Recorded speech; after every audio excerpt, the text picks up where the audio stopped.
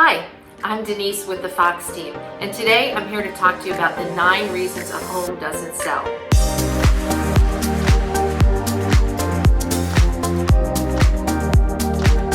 The number one reason I have is how it's staged, or better yet, the lack of proper staging or staging at all. It's really important that you make your home look good to the buyer's eye from their perspective. So you're taking out personal type items, you're taking out personal photos. If your house has a theme to it, you're toning that down. And it's really important that you address the flow of the home. So there's a number of things that need to be taken into consideration, and the best way to do this is to make sure that you've brought in a professional that knows how to do that. I cannot stress the importance to that. Somebody can tell you to declutter and do that kind of stuff, but our clutter is not always obvious when it's our own, and we're used to things in certain places. You need to have somebody with a fresh eye and somebody that understands how to prep a house for sale. How we live and how we market are two very different things. So having this properly done is huge. Number 2 would be how it shows online. Were there professional photos taken? That's number 1. I mean, that's just a pure baseline. iPhones aren't going to cut it. You may think you've got a nice camera, but how we photograph for real estate is oftentimes a little bit different than how we photograph for art or people or something else like that. So it needs to be done by somebody that knows how to capture a room. It needs to be done with proper lighting so that the lighting is balanced and you can see all the corners and features of the room. So professional photography is huge.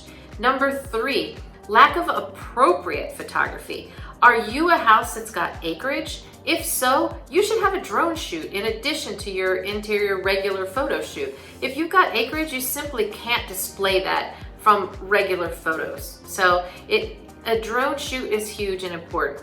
Do you have special features in your home like a in-law suite? If so, maybe you should have a floor plan tour. That's like where they create the drawing, like what you see when you look at new construction and you've got that floor plan to look at.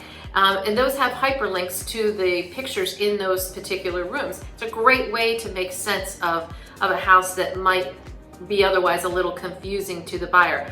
There's also a 3D walking tour. Those are pretty spectacular. And the buyer can literally walk through the house with that 3D tour. If you've got those special features, just lining up photos 1, 2, 3, 4, 5, in the MLS, it's your house, you know the layout, but now here's an extra kitchen and an extra bath and a second family room or what have you. So these are ways that really help the buyers online make sense so they come out and see your house in person. Number 4 would be where it's being marketed. Did your agent have a solid marketing plan? Were they able to say, this is what I'm going to do, here's where I'm going to push it out? A lot of people don't realize that every single agent is their own business. So each agent has their own marketing strategy. It's not something the broker does. It's not if you have a ReMax agent, they do this, or if you have whomever, they do that.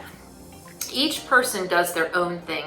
So did they sit down and tell you, this is my online marketing plan, this is my offline marketing plan, this is my strategies for reaching people geographically around you, or the move-up market that's going to move into here, or the first-time buyer market that's going to buy this house likely?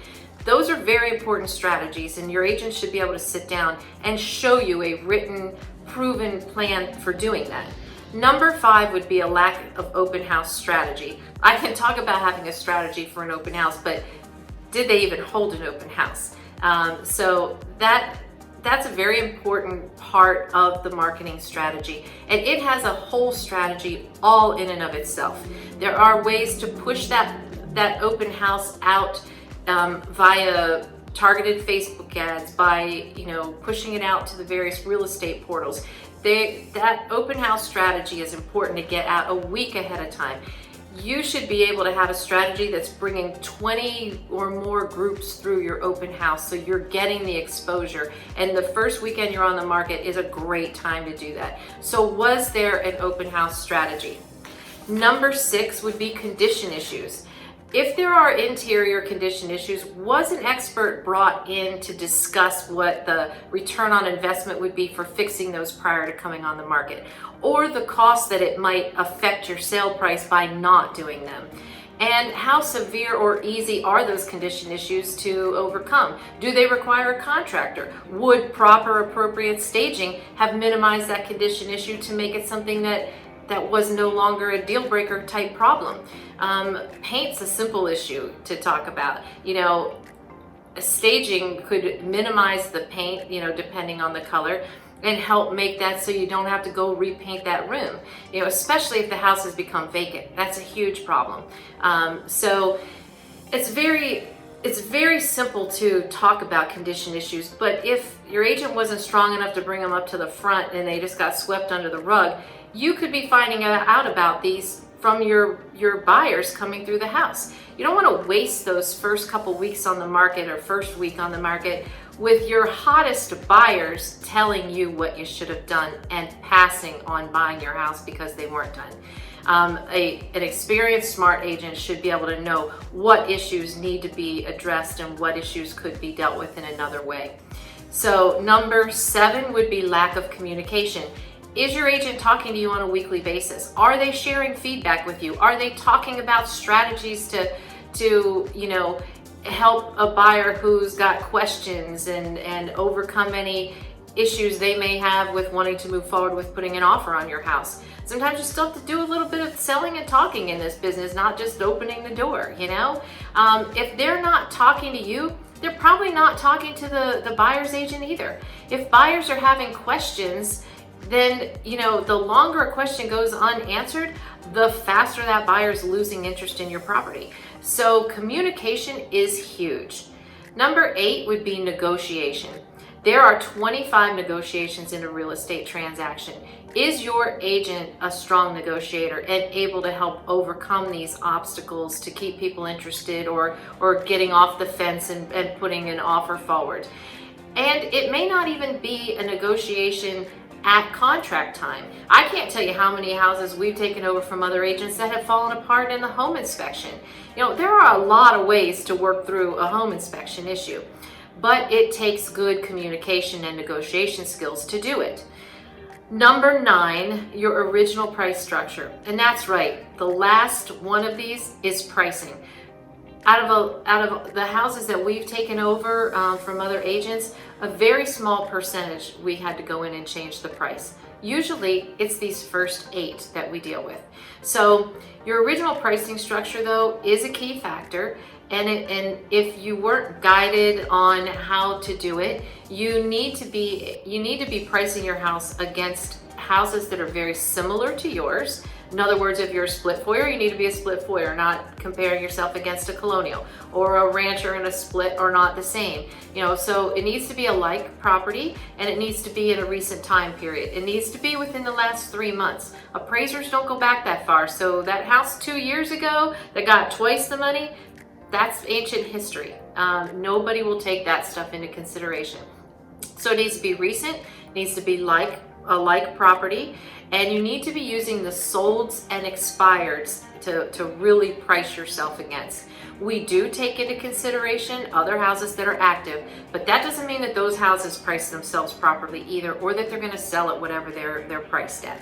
So it comes into play, but you're really leaning on what has actually happened, because those are your comparables when an appraiser comes in to do it. So those are the 9 in a nutshell. Let's just read them one more time. Number 1, how it's staged or the lack of staging. Number 2, how it shows online. Number 3, lack of appropriate photography. Number 4, where it's being marketed. Number 5, lack of an open house strategy. Number 6, condition issues. Number 7, lack of communication. Number 8, negotiation. And number 9, your pricing structure. I do have this white paper for you that's got all these 9 points on it. If you'd like a copy, just click the link and you can download it right away. And if you want to get more in depth on any of these points, please feel free to check out my in-depth 9-part series where I go a little bit more on each point individually. Thanks so much for taking the time to watch this, and I hope it was valuable and helpful to you.